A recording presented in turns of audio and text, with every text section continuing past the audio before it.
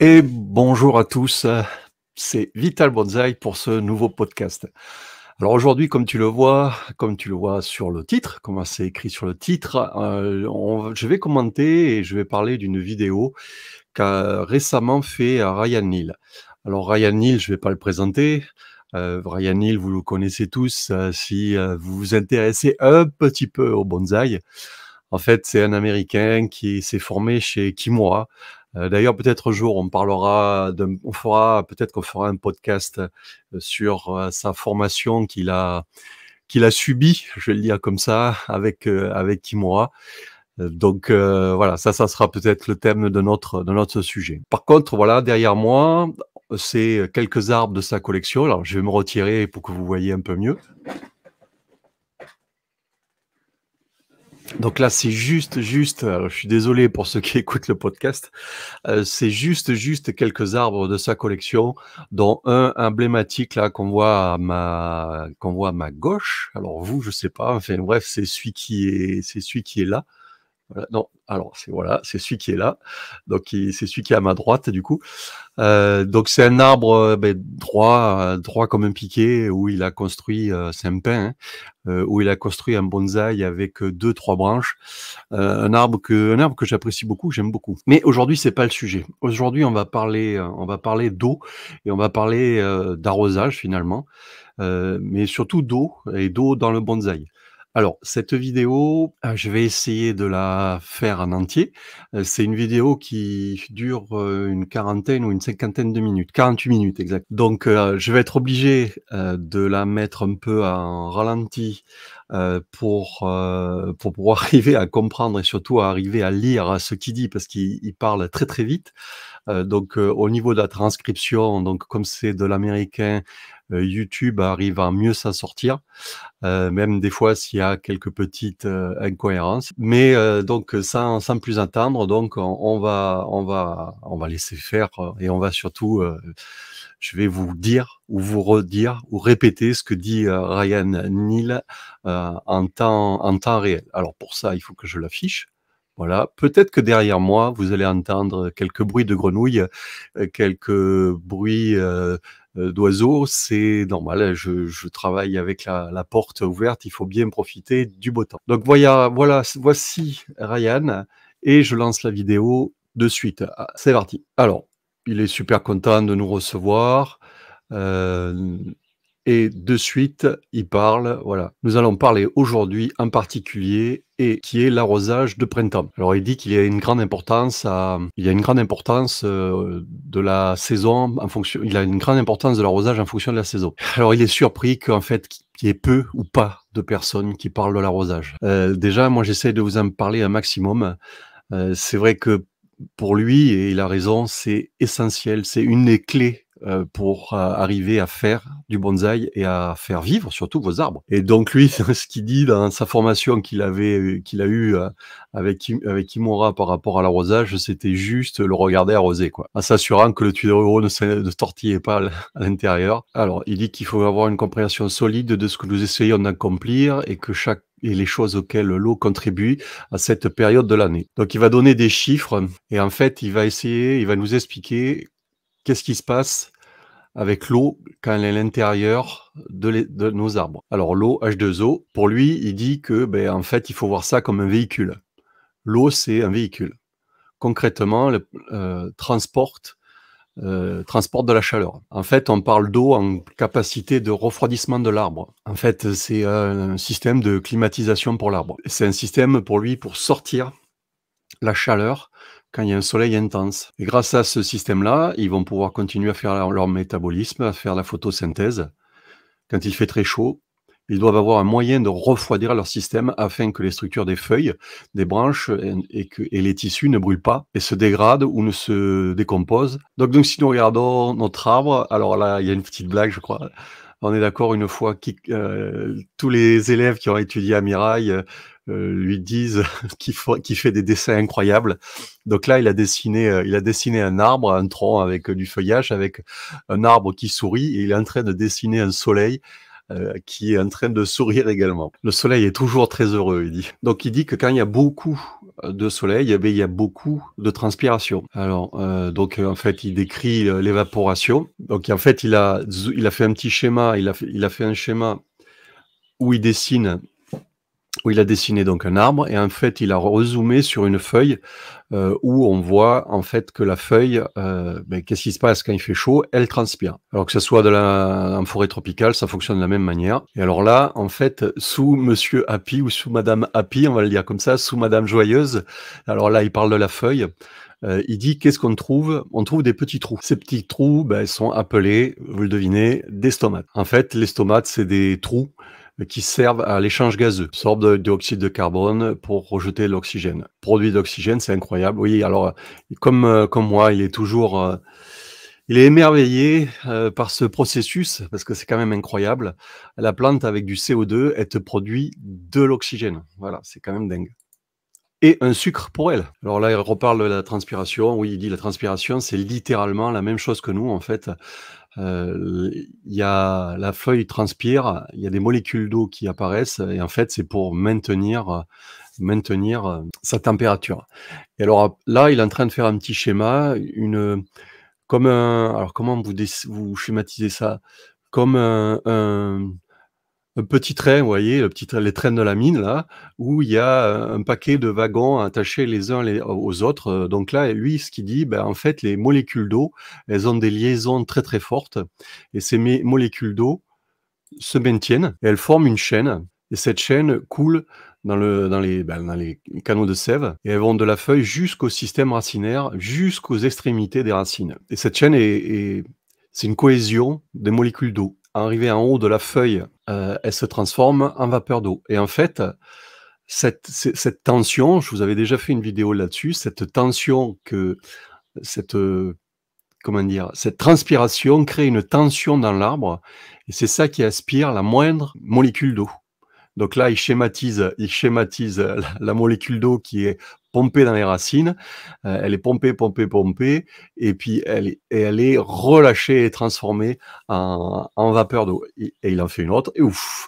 Voilà et ce processus continue. Donc voilà, et là, il insiste sur une cohésion, sur une tension. C'est un élément fondamental et c'est la manière dont l'eau se déplace, dans le système, végétal. En fait, c'est le principal, processus qui permet que l'eau arrive à monter dans l'arbre. Alors il fait une petite parenthèse sur les séquoias où en fait il y a d'autres processus qui rentrent en jeu et là, le comme les arbres sont très grands, et que la gravité est beaucoup plus importante, et là la chaîne, cette chaîne de molécules d'eau, ne suffirait pas à expliquer, comment les séquoias font pour arriver à amener l'eau jusqu'en haut des branches. Donc il met entre parenthèses, ces arbres-là et il en parlera pas aujourd'hui. Alors lorsque cette molécule d'eau se déplace dans ce système, l'eau en tant que ressource fondamentale a une capacité de rétention de chaleur extrêmement élevée. Oui, je suis d'accord avec ça. Donc il insiste là-dessus et la molécule d'eau, c'est vraiment le truc qui capte la chaleur. Cette chaleur est transportée à travers l'arbre jusqu'à être évaporée. Cette énergie, c'est-à-dire que la chaleur est également libérée, voilà. Donc en fait, ce qu'il explique, c'est qu'en même temps que, il y a évaporation, l'arbre, évacue sa chaleur. C'est vraiment un vrai climatiseur, quoi.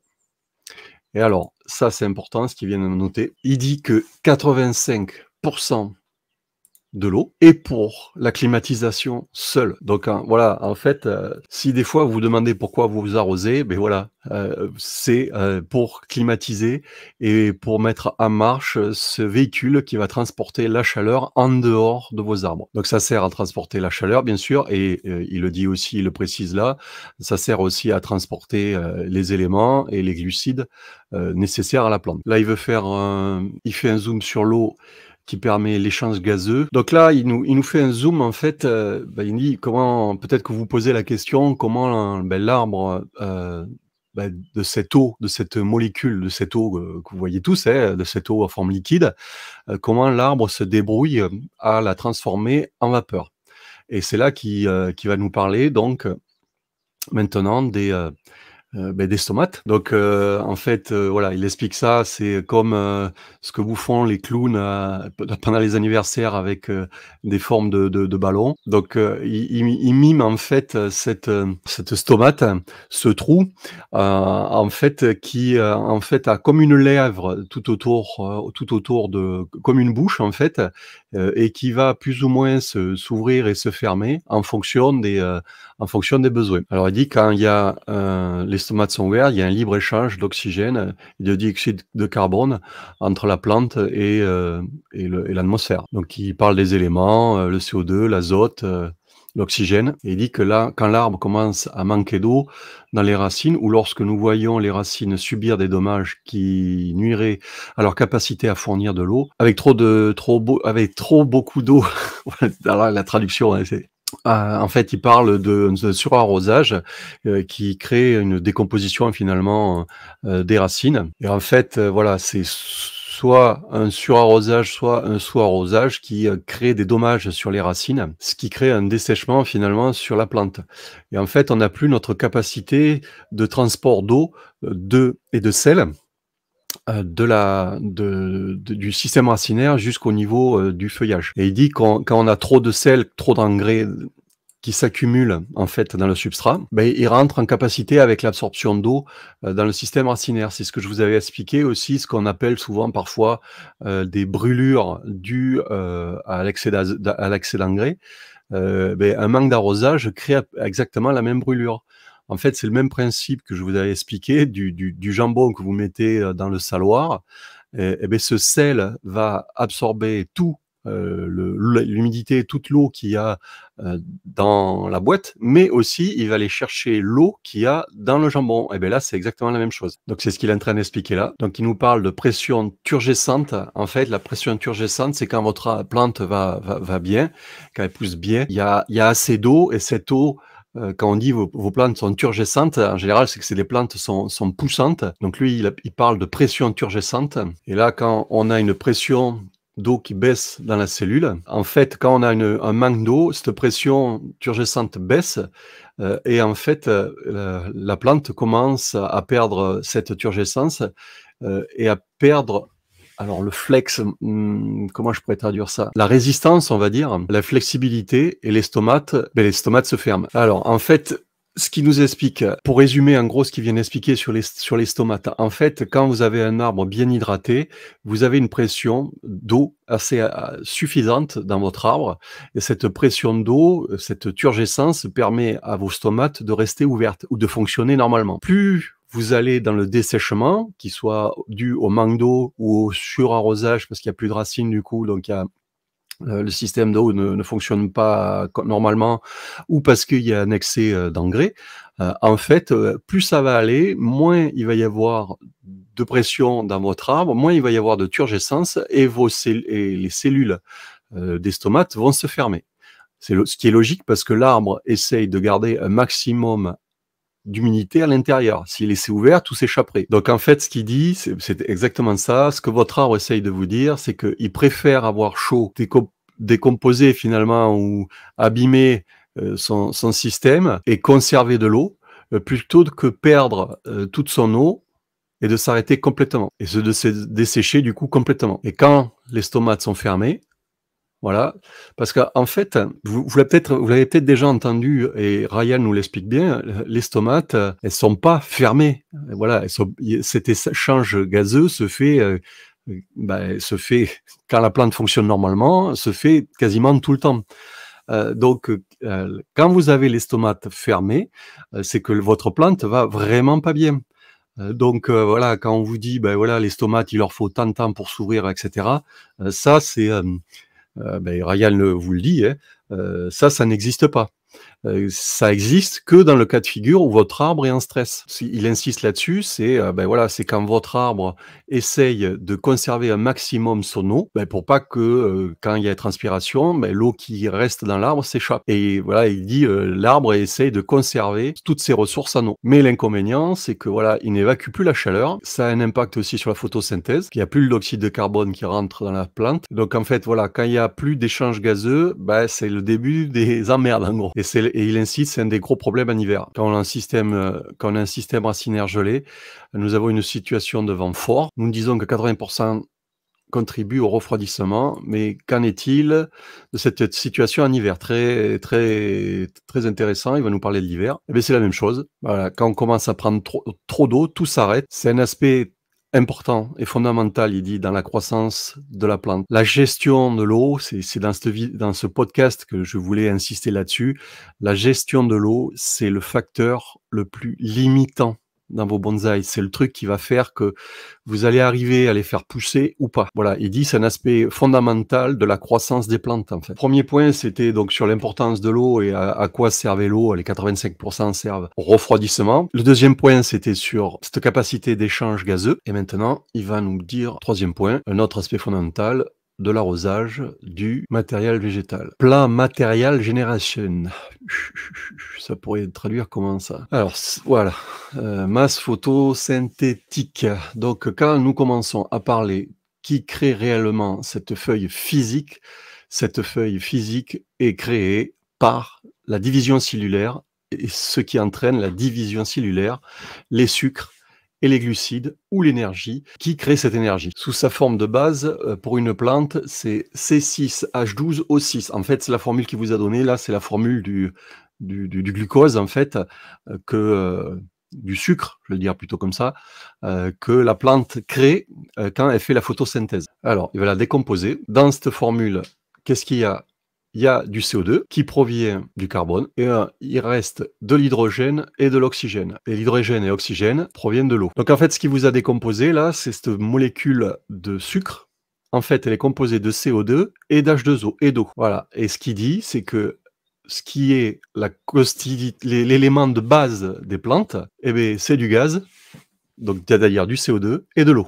Et ça fait une feuille qui fait la photosynthèse. Et d'où l'importance de l'arrosage au printemps. Vous avez beaucoup d'évaporation alors que les arbres commencent à pousser correctement. Voilà, ils commencent juste à pousser. On a besoin d'une quantité exceptionnelle d'eau pour créer physiquement cette masse de feuilles. Pour maintenir cet échange gazeux, une pression turgescente, ces feuilles, pour qu'elles puissent travailler, pareil, et pour qu'elles puissent rejeter et évaporer de l'eau et se refroidir, voilà, elles ont absolument besoin d'eau. Ça, je vous l'ai jamais dit encore, et je suis complètement d'accord avec lui. Donc j'ai fait une pause, j'ai fait une pause sur la vidéo. S'il y a un moment dans l'année où il faut vraiment pas que vous ratiez l'arrosage, c'est au printemps. Ce qu'il est en train de dire, c'est que votre arbre, votre bonsaï, votre plante, quelle qu'elle soit, utilisera probablement plus d'eau maintenant qu'à n'importe quel moment de la saison, même en été. C'est vraiment au printemps, quand elle crée ses nouvelles feuilles ou quand elle fait sa nouvelle chandelle, c'est là qu'elle a besoin d'eau. Voilà, car elle utilise de l'eau pour faire fonctionner tout ce système qui vient de vous expliquer. Alors, il va nous parler aussi de brumisation foliaire et comment cela fonctionne. Mais il nous fait une petite pause, en fait. Et on posera des questions, voilà, il posera des questions après. Donc là, alors désolé pour ceux qui écouteront le podcast. Je vous invite à aller voir, à regarder ce podcast finalement, parce que Ryan nous amène dans son jardin. Donc là, une de ces serres, donc il dit quand il fait chaud, ils sortent les arbres de la serre. Donc il arrose le sol, il arrose les étagères pour augmenter l'humidité. Ça, je vous en ai déjà parlé. Quand vous arrosez, c'est pas que l'arbre que vous arrosez l'environnement. Le sol, le gravier, la pelouse, je sais pas ce que vous avez, les étagères, qu'elles soient en bois, béton ou Dieu sait quoi. Et il commence par ça, en fait. Il dit qu'il faut que vous pensiez à l'eau comme un système de climatisation. En fait, sa petite phrase est intéressante. En fait, il dit, les arbres, en fait, ils s'en foutent de boire. Ils voient surtout ce système-là pour se refroidir. Ils veulent se rafraîchir. Donc, on a des petits zooms sur ces plantes. Ils reinsistent sur le fait que c'est un système de mécanisme pour se refroidir. Il insiste aussi sur le fait que c'est pour maintenir leur turgescence de cellules, pour permettre, comme on l'a dit tout à l'heure, des échanges gazeux. Alors, très, très intéressante. Si vous dites il se fait la remarque, ou quelqu'un lui fait la remarque, si vous dites que l'arbre a besoin d'eau pour se refroidir, essentiellement, pourquoi ça sert à quoi l'eau finalement l'hiver? Pourquoi on doit arroser l'hiver? En fait, voilà, c'est le même principe et ça, je vous avais déjà fait une vidéo là-dessus. En fait, ce qui tue les arbres, au printemps, pardon, à l'hiver, c'est, le dessèchement dû au gel, en fait et c'est le fait que, justement, avec la sublimation, votre arbre, toute l'eau qui s'était transformée en glace se transforme directement en vapeur d'eau, et donc du coup, le dessèchement est encore plus accéléré. Donc il faut arroser pour que toujours cette même histoire, hein, il faut que les stomates restent ouvertes et qu'il y ait des aiguilles au bout des branches pour éviter que, il faut arroser pour éviter que le vent dessèche trop, quoi. Et ce qui finit par se produire quand il y a une baisse de pression turgescente, quoi. En fait, ce vent, ces éléments climatiques finalement, euh, peuvent fermer carrément, peuvent fermer, oui, carrément, ces stomates. Et ça, c'est pas dû à l'arbre. L'arbre peut avoir assez d'eau, mais si le gel et le vent est trop important, l'arbre se retrouve dans les mêmes conditions de manque d'eau, quoi. Donc il insiste aussi encore sur la nécessité que l'arbre a besoin de faire des échanges gazeux pour que la photosynthèse se fasse comme il faut. Donc et voilà, il insiste, essayez de regarder et de comprendre l'eau différemment. Donc il dit qu'il vaporise pas vraiment sur les arbres parce que les arbres transpirent. Il n'a pas besoin de mouiller cette masse de feuillage. Peut-être que s'il avait un arbre qui était en train de survivre, oui, pourquoi pas, ou qui a subi un processus de rempotage. Il dit, je pourrais compléter la perte d'eau en réduisant la perte d'eau, en mettant momentanément de l'humidité sur le feuillage et en arrêtant cette transpiration ou cette perte d'eau. Mais l'idée, voilà, c'est surtout d'essayer de conserver un maximum d'eau dans l'arbre et dans les racines pour que l'arbre puisse faire sa transpiration tout seul et sa régulation tout seul. Que là, on le voit arroser. Il dit bonjour à un voisin qui vient de passer en voiture. Il insiste sur ce besoin d'hydratation, de garder des plantes avec des cellules bien gonflées pour que voilà la photosynthèse se fasse comme il faut, pour que la plante puisse créer des glucides et des sucres nécessaires pour la plante. Et tout ce système-là se fait grâce à la photosynthèse. En fait, dans cette période où il est en train d'arroser, il nous répète un peu ce qu'il nous a dit quand il était derrière son tableau, devant son tableau plutôt. C'est assez furtif, mais il parle aussi de cette nécessité que les plantes ont besoin absolument de faire des réserves à l'automne pour avoir des sucres et pour pouvoir démarrer au printemps suivant et pour pouvoir résister à l'hiver. Ça revient un peu à dire ce que je vous dis souvent, attention aux travaux que vous faites à l'automne. Plus vous faites de travaux et moins votre plante pourra faire des réserves, plus vous prenez de risques pour la santé de votre arbre. Donc il parle aussi que les jeunes pousses en fait n'ont pas de cuticule, en fait cette espèce de revêtement cireux qui permet à la plante de résister aussi et d'éviter d'avoir des pertes d'humidité. Donc il dit qu'il utilise alors 85 degrés, mais c'est des Fahrenheit, donc je sais pas ce que ça fait. Donc en Celsius, vous ferez la reconversion. Là, j'ai pas, j'avais pas prévu parce que comme je vous l'ai dit, c'est une vidéo que je regarde en direct. En fait, ce qu'il dit, c'est que il faut bien insister sur les arrosages et notamment au printemps et notamment quand il fait 85 degrés Fahrenheit, je précise, comme aujourd'hui, comme il dit. Voilà, c'est au printemps que tout vraiment se joue. Et c'est vraiment au printemps que si vous avez de la casse, c'est souvent à ce moment-là que vous avez manqué un arrosage et ça se voit pas directement, ça se voit peut-être pas de suite, notamment sur les résineux, mais vous le paierez cash pendant le reste de la saison. Et il dit voilà, même avec leur arrosage, ils ont certaines épicéas qui ont pris des coups de soleil, quoi. En fait, quand vos arbres c'est pas dû à la météo, ouais, indirectement, oui, c'est dû à la météo, mais c'est qu'arrivé un moment, vous n'avez pas arrosé assez votre arbre si vous avez un souci sur le feuillage ou si vous avez eu un souci de feuilles grillées, quoi. Donc il nous parle du climat du nord Pacifique, donc où il y a des premières vagues de chaleur au printemps. Donc il y a une photo aérienne où on le voit, alors, je sais pas si c'est lui, mais on voit arroser des arbres. Les arbres, peut-être qu'on fera un jour une vidéo où on fait le tour de ces arbres, hein.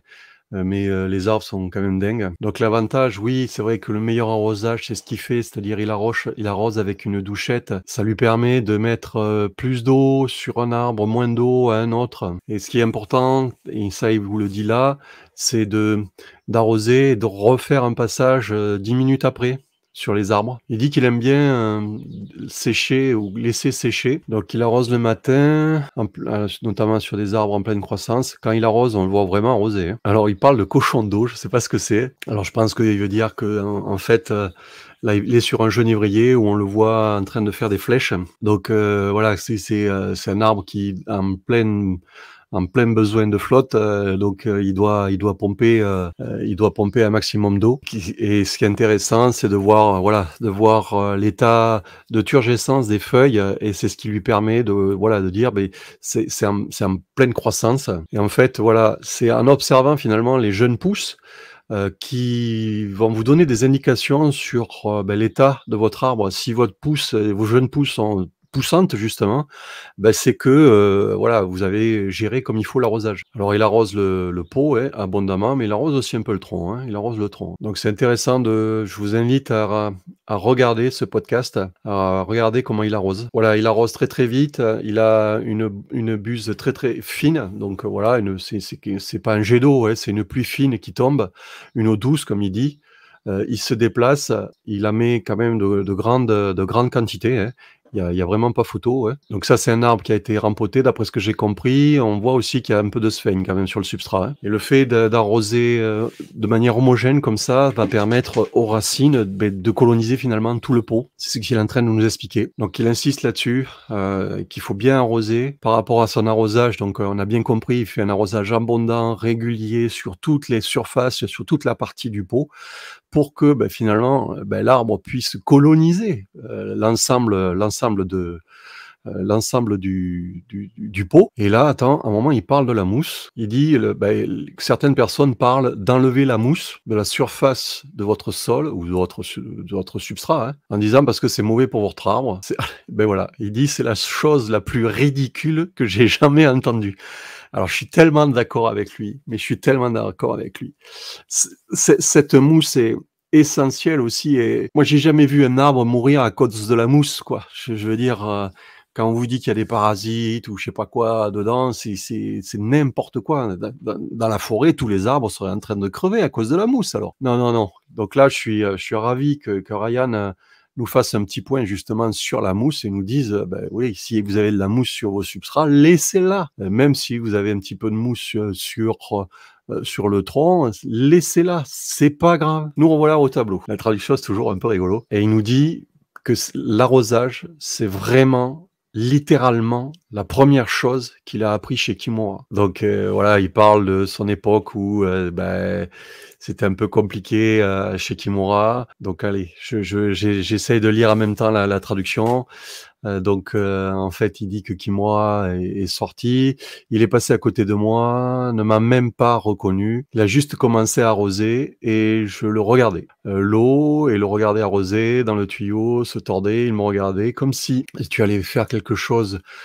Et je le dépliais et ensuite il continuait à arroser et c'est devenu constant. Donc en gros, il dit qu'il a appris à arroser en regardant. En fait, il a appris empiriquement, on va le dire comme ça, il a appris à arroser en regardant Kimura arroser. Et en fait, il explique que c'est en fait toute cette science, ce processus, ce qu'il nous a expliqué juste avant, cette science finalement est venue après et au fur et à mesure qu'il a progressé dans l'arrosage. Et c'est en revenant aux États-Unis qu'il a commencé à regarder ses arbres, comment ils se comportaient dans le jardin et quels sont les indicateurs. Comment je vais traduire ça? C'est en regardant ces arbres et en les observant qu'il a commencé à comprendre à quoi servait finalement et la compréhension justement des molécules d'eau dans l'arbre. Donc ce qu'il explique, c'est que ce qu'on essaye d'obtenir dans un container, donc un pot, c'est un équilibre d'eau et d'oxygène. Donc il réinsiste sur le fait qu'on a besoin d'eau pour refroidir, pour maintenir les échanges gazeux. L'eau est si importante pour créer le végétal, mais nous devons aussi comprendre que l'oxygène dans les racines, dans le système racinaire, est tout aussi nécessaire. Et cet écosystème permet à la plante, au bonsaï, ben, une bonne absorption. Donc chaque fois que nous appliquons de l'eau, nous devons tenir compte de ces équilibres d'eau et d'oxygène. Et c'est l'une des choses que nous allons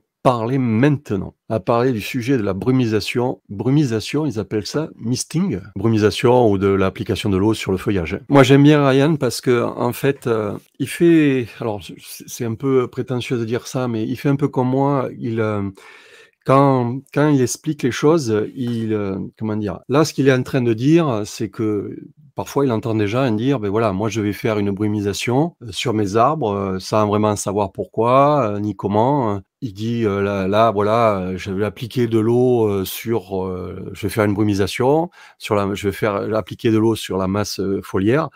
La principale question qu'il faut vous poser, c'est: pourquoi je fais ça? Et quel intérêt? Et si vous le faites, quelle incidence ça va avoir sur la plante? Pourquoi vous faites ça? Et si tu sais pas répondre à la question, ben tu le fais pas. Alors, Mehdi, je veux que vous répondiez à cette question pour vous-même, quoi. Maintenant, pourquoi? Pourquoi? Pourquoi appliquer de l'eau sur la masse du feuillage de l'arbre? Pendant que vous réfléchissez à ça, il y a une question qui a été posée parce qu'il a fait ça en direct. Donc voilà, Ryan a une équipe, lui, il y a quelqu'un qui le filme, il y a quelqu'un qui regarde le chat, il y a quelqu'un qui lui répète les questions. Voilà, bon, bah, c'est un pro, hein. La première question: quel est le pH de notre eau en bonsaï? Alors il demande, enfin la question est, quelqu'un lui demande quel est le pH de l'eau de Ryan sur sa pépinière en fait. Et son pH est de 6,5. Qui parmi vous sait le pH de son eau? Je serais curieux là. En commentaire, j'aimerais bien que vous me notiez qui connaît le pH de son eau.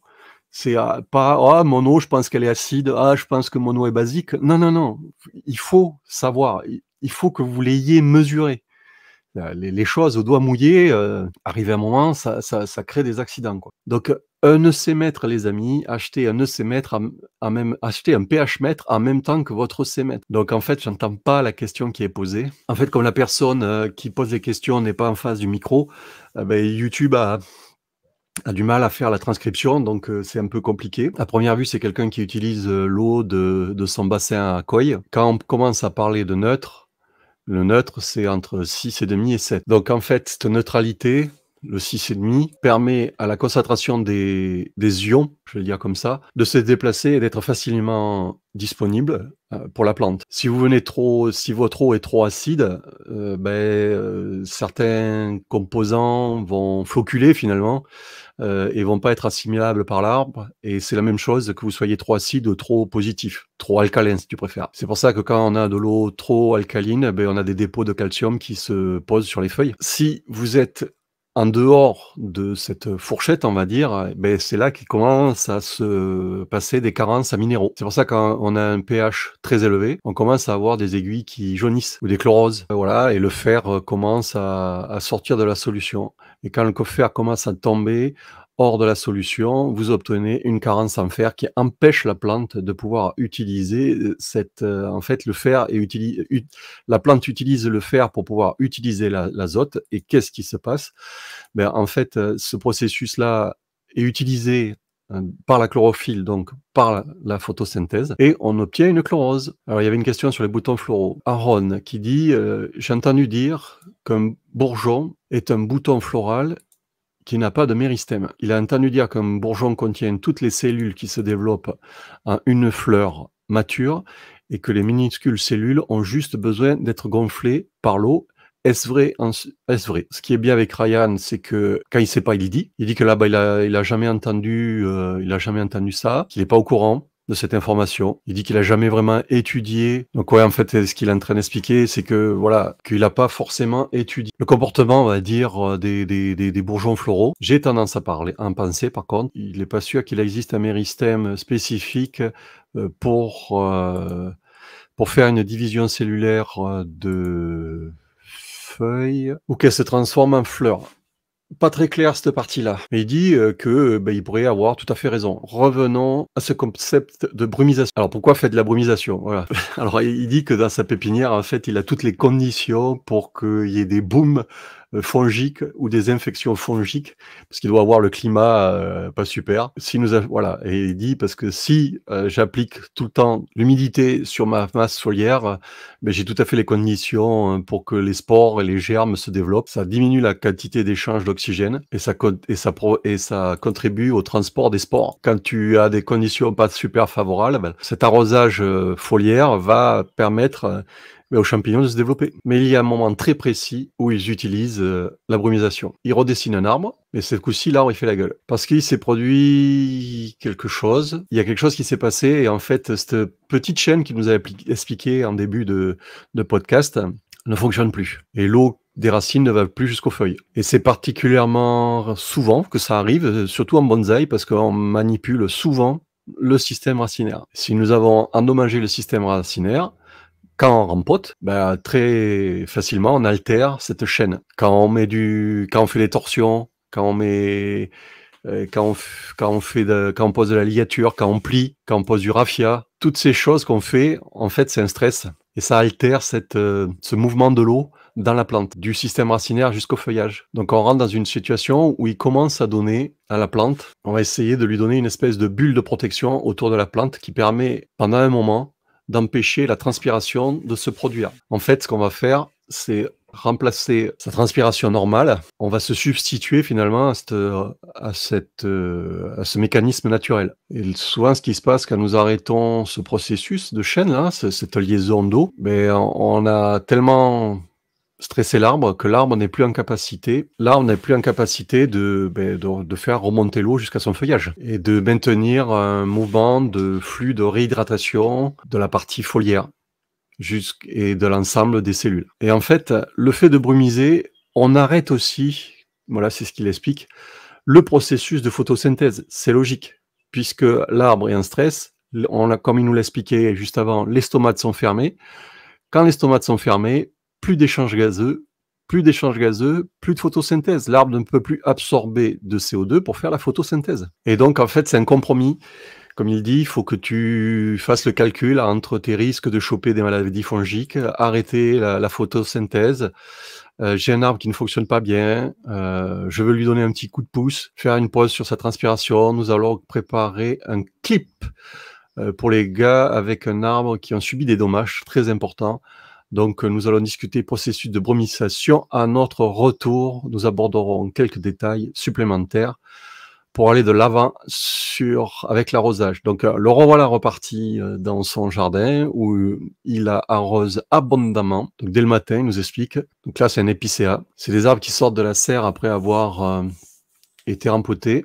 Ah là là, ça, je vais faire une pause parce qu'il faut que je revienne un peu en arrière. Donc ils disent que il explique qu'il arrose des épicéas là, qui ont subi un rempotage. Il les sort de la serre. Donc ils sont dans un endroit où il y a une sorte d'acclimatation. Un endroit idéal pour faire cette transition entre la serre et leur exposition finale, où ils ont le soleil du matin et que ça va commencer à avoir de l'ombre dans environ 30 minutes. Donc, alors du coup, on ne sait pas vers quelle heure.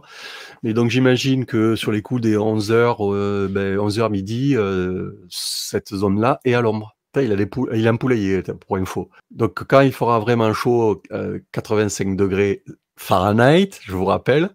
Donc, faites-moi la conversion, s'il vous plaît, un commentaire. Donc, cette zone sera à l'ombre. Et là, voilà, il dit, n'hésitez pas, beaucoup d'humidité, environnement, sur l'environnement en fait. Comme je l'ai dit tout à l'heure, voilà, le sol, les pots, le gravier, etc. Donc il a sorti de la serre parce que la serre va devenir extrêmement sèche. Il a quelques arbres qui ont souffert, c'est ce qu'il fait, il fait la remarque là. Donc comprenez bien ce qu'il dit, arroser le feuillage, c'est arrêter la transpiration naturelle de l'arbre.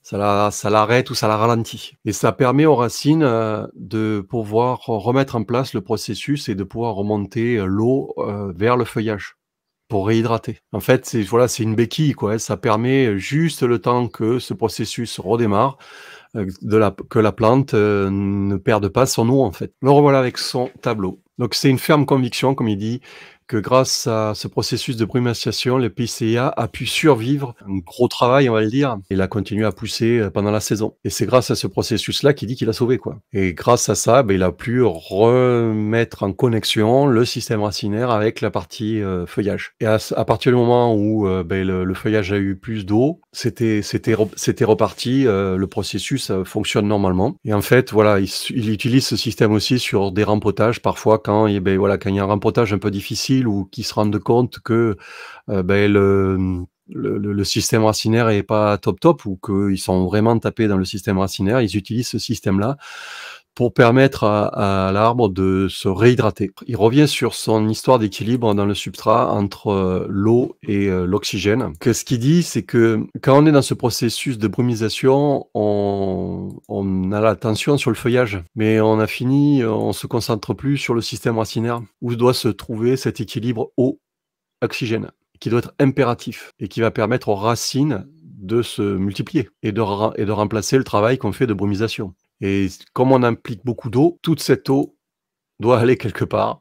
Et si toute cette eau se déplace dans cette masse de sol et que nous avons déjà un système qui ne fonctionne pas très bien, on commence à accumuler les emmerdes, hein. On commence à accumuler l'eau. Et donc, du coup, il n'y a pas assez d'oxygène. Et le processus de brumisation ne rend pas service du tout à l'arbre, à la santé de l'arbre. Donc, on doit utiliser des techniques pour faire attention à tous les environnements qui se produisent, tous les événements qui se produisent plutôt. Donc il faut trouver un système justement pour surveiller le système racinaire qui a une grande faiblesse. Voilà, il faut avoir une vision, il faut être over.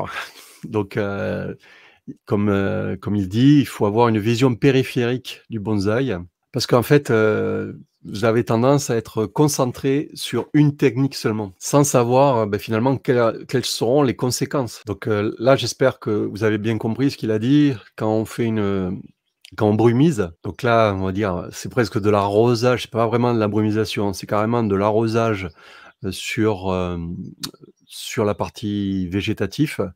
Voilà, cette eau peut se retrouver dans le substrat et si elle se retrouve dans le substrat, ça peut causer des problèmes. D'où ce que souvent je vous conseille d'utiliser des fogueurs. Quand on fait de la brumisation, normalement, la brumisation, c'est pas des gouttes, c'est presque comme un brouillard.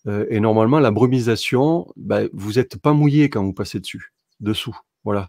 Alors qu'une aspersion ou une micro-aspersion, là, vous êtes mouillé parce que la taille de la goutte n'est pas la même. Donc peut-être qu'une micro-aspersion ou une brumisation serait peut-être plus adéquate. Donc là, il va répondre à une question, encore une question sur le pH, de Gérald. Donc il habite dans le désert d'Albuquerque, je sais pas où. Alors qu'il a à première vue, il a un pH qui peut monter jusqu'à 8.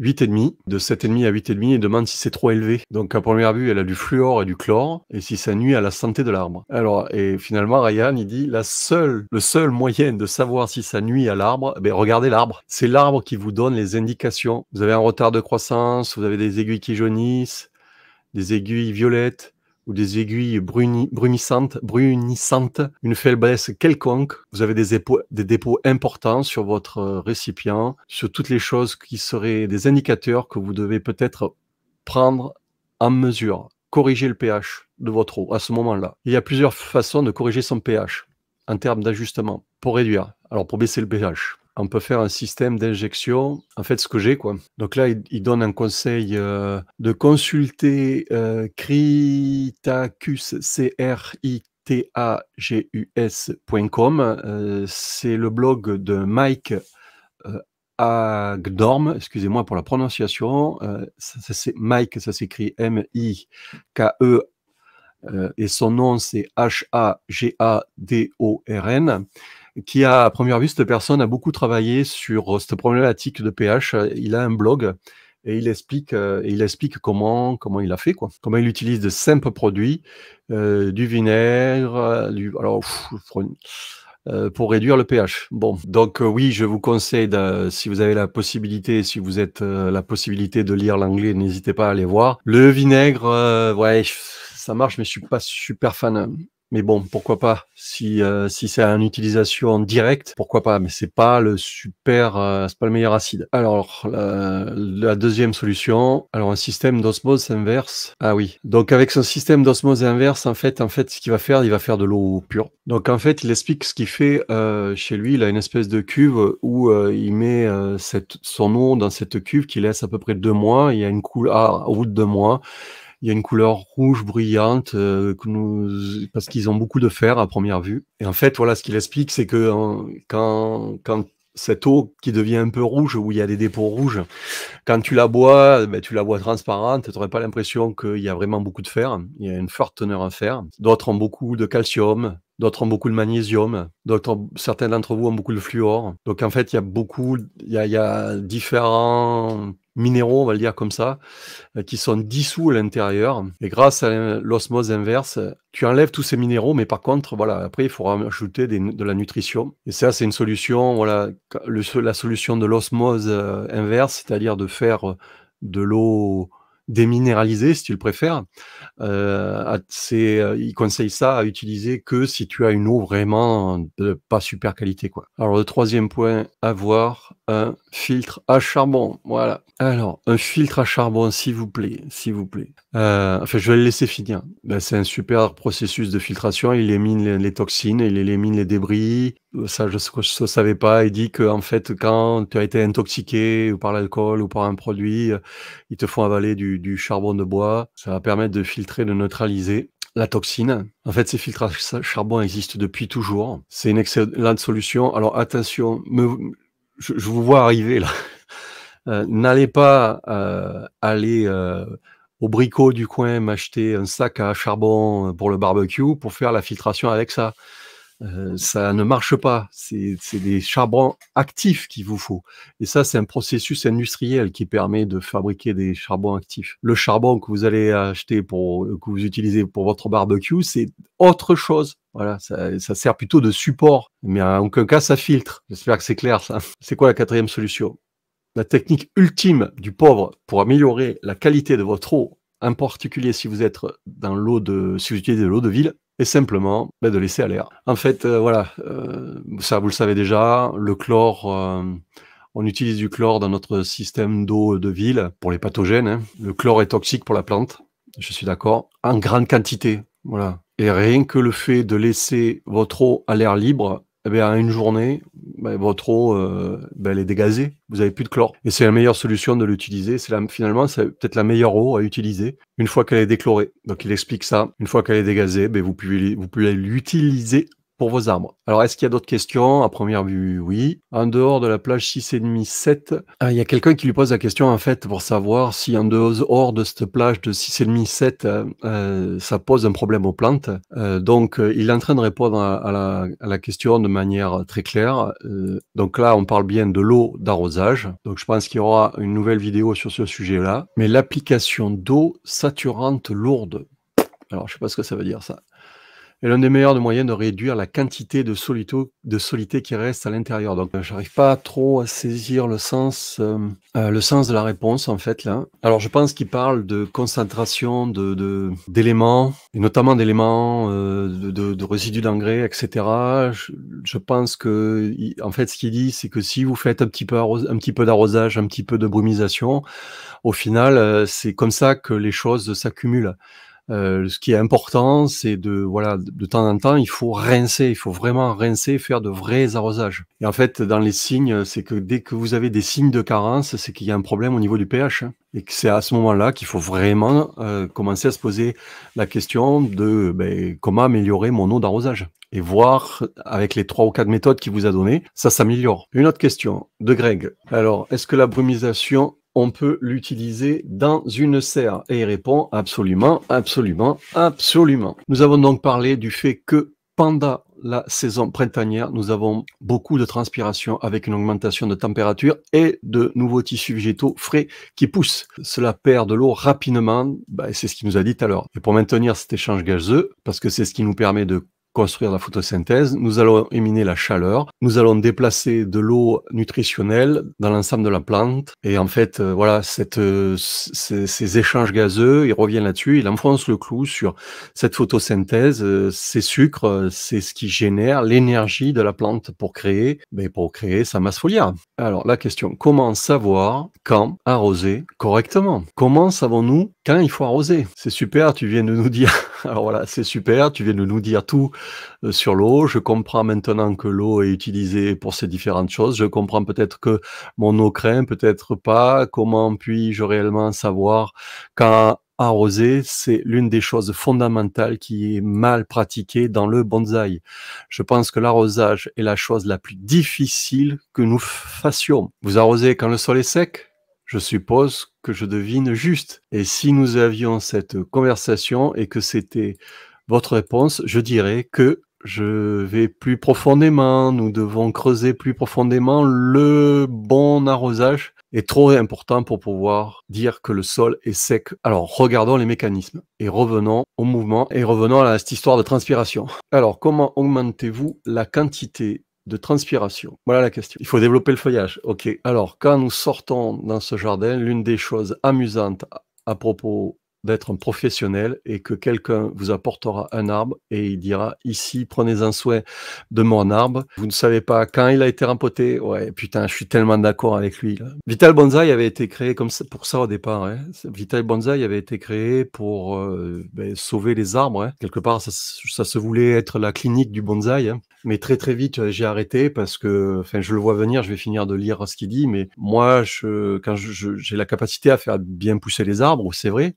mais quand on me demandait de sauver un arbre, comme dit Ryan, tu sais pas quand il a été rapporté, vous savez pas ce qu'il a été fait sur lui, vous savez pas dans quel sol il est, vous savez rien du tout en fait. Tu sais pas quels sont ses besoins qu'il a en eau quand on te l'amène. Hein. Premier truc que tu peux voir, c'est la canopée. Alors quand je regarde, comment savoir quand il faut arroser et comment savons-nous arroser? Je demande toujours combien de feuillage il y a sur l'arbre, ce qui signifie combien d'eau. Donc si nous examinons la quantité d'eau perdue, la prochaine chose que nous devons nous demander, donc la première chose c'est le feuillage.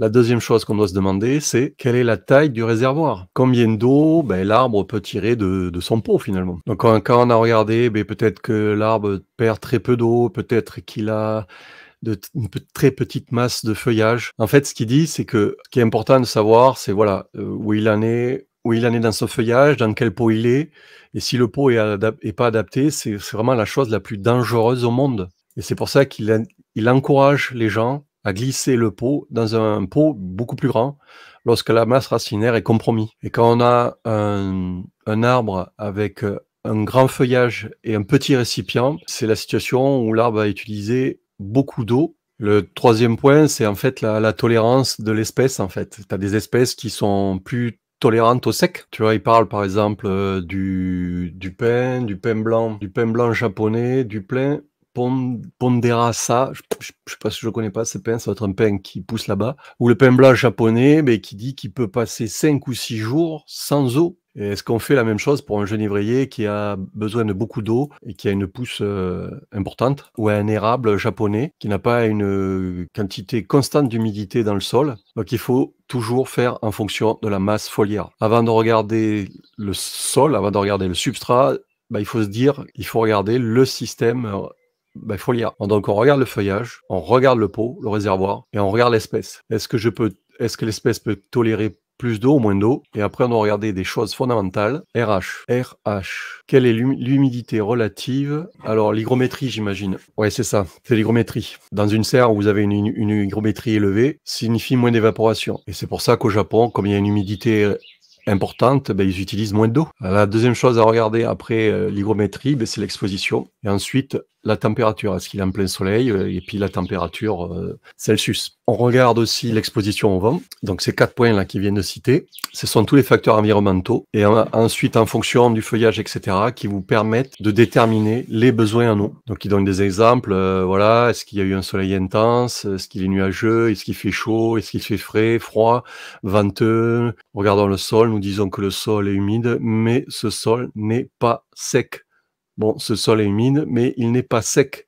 D'accord, il est humide, donc je vais l'arroser correctement. Donc avec un récipient, avec un pot un peu plus grand, ça nous permet d'attendre. Car en fait, la chose que nous efforçons d'accomplir, c'est un équilibre de l'eau et de l'oxygène. Et c'est ce qu'on doit constamment peser avant de décider si nous allons physiquement arroser ou non. Alors, il dit qu'il va repréparer une vidéo là-dessus. C'est juste un petit indicateur selon les quantités d'eau que vous devez mettre. Donc il fait un exemple avec la kadama par exemple où le substrat peut paraître sec et en fait finalement ça paraît sec mais c'est humide parce que c'est de la kadama. Donc le revoilà reparti dans son jardin où on le voit de nouveau arrosé. Donc il a touché son arbre avant d'arroser. C'est un bon indicateur aussi. Vous sentez à la main si, selon le feuillage, si c'est turgescent, si ça pousse. Donc là, tu vois, par exemple, il fait 3 arrosages pour aujourd'hui. Et quand on le voit arroser, je te garantis qu'il arrose. Mais il arrose vraiment, quoi. Il fait bien le tour du tronc. Donc là, il parle de ce pin, le ponderosa. Donc c'est un cas particulier cet arbre où il dit qu'en fait peut-être parfois on vous dit de limiter l'arrosage sur les pins au printemps pour limiter la pousse et là en l'occurrence ça serait l'inverse. Il faut bien lui donner et en fait il réagirait mieux. Pour ceux qui voient la vidéo, souvent en France voilà on se focalise sur la taille des aiguilles. Le pin que Ryan est en train de toucher, je sais pas moi, les aiguilles elles doivent faire 15 centimètres. On voit sa paume de la main et on voit les aiguilles dépasser, quoi. Donc, c'est des aiguilles très, très grandes. Donc voilà, dans un premier temps, et je vous le répète assez souvent, ce qui est important, c'est la santé de l'arbre. Donc là, il nous montre un exemple où on voit son substrat. Donc là, il nous parle de la calama, qui dit, voilà, elle est de couleur sombre, c'est qu'elle est hydratée. Puis il nous parle des différentes couleurs du substrat en fonction de la quantité d'eau qu'il a amené. Et ça paraît sec, mais il vient d'arroser. Donc voilà, c'est un arbre qui surveille parce que il a travaillé le système racinaire et au niveau de la gestion de l'arrosage, peut-être qu'il n'est pas exposé comme il faut. Et c'est ce qui nous a rappelé pendant toute la vidéo. Il observe la masse foliaire, il regarde ce qu'il y a dans l'humidité qu'il y a dans le sol et il ajuste son arrosage en fonction de ça. Au passage, c'est un arbre exceptionnel avec une espèce de pieu là qui sort de bois mort. Donc voilà, la vidéo se termine là. Donc vous l'avez compris, si Ryan insiste sur le fait que l'arrosage, c'est vraiment le facteur mais vraiment limitant, l'eau, c'est vraiment le facteur limitant qui fera que votre arbre pousse ou pas. C'est vraiment la chose que vous devez absolument, absolument maîtriser. Donc, on n'arrose pas en fonction de son agenda, de sa journée, on n'arrose pas en fonction de son planning, on arrose en fonction des besoins de l'arbre. N'oubliez pas qu'on est en culture hors sol. Donc voilà, l'arbre ne peut pas se débrouiller tout seul. Il faut absolument que ça soit vous qui lui amenez la flotte et pour qu'il puisse faire une photosynthèse correcte. Vous l'avez compris maintenant, ces besoins d'eau et d'exposition pour l'arbre, c'est absolument crucial pour qu'il puisse créer et faire des sucres pour nourrir l'ensemble de l'arbre. Et n'oubliez pas aussi ce grand facteur qui nous a dit que 85% de l'eau, la plante l'utilisait pour faire sa climatisation quelque part, pour pouvoir se refroidir. Déjà, c'est un podcast qui est assez long. Je vais vous laisser là-dessus. N'hésitez pas à me poser des questions ou à me poser des commentaires sous la vidéo. Je me ferai un plaisir d'y répondre. Si tu découvres ces podcasts, sache que j'essaye d'en faire de plus en plus. Je trouve le format assez intéressant, même si finalement ça prend du temps, quoi, parce que moi là, peut-être que la vidéo sera un petit peu montée parce qu'il y a quand même des blancs, mais j'ai presque mis 2 heures pour faire cette vidéo. Donc voilà, 2 heures de filmage et un petit peu de montage. Très vite, on va être à 3 ou 4 heures facile. Donc écoute, n'hésite pas à m'encourager si tu apprécies ce format. Le format des podcasts du bonsaï, ça te permet d'écouter du bonsaï au lieu de le regarder. Si tu as des vidéos à me soumettre, n'hésite pas à me les soumettre et surtout, abonne-toi pour ne pas rater les prochains podcasts. En attendant, je te bise et va surveiller tes arbres, va voir s'ils ont besoin d'arroser. Je te bise, ciao ciao.